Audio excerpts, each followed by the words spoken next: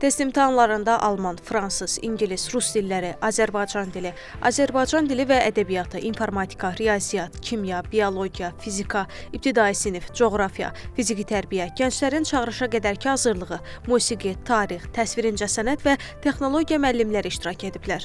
Prosesdə nəzərdə tutulan 2772 təhsil verənlərdən 2748 iştirak edib, 4 gün davam edən imtahanda 99% iştirak göstəricisi qeydə alınmışdır.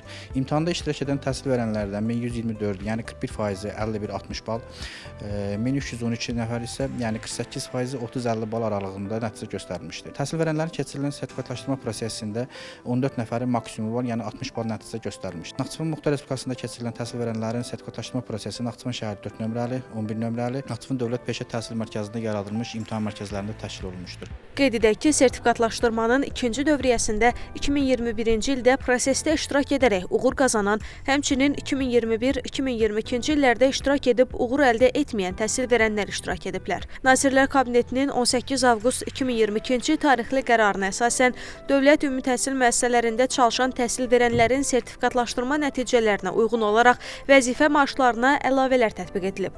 Oruç Mirzəyev, Tərlan İbrahimova, Namiq Abbasov, NTV Xəbər.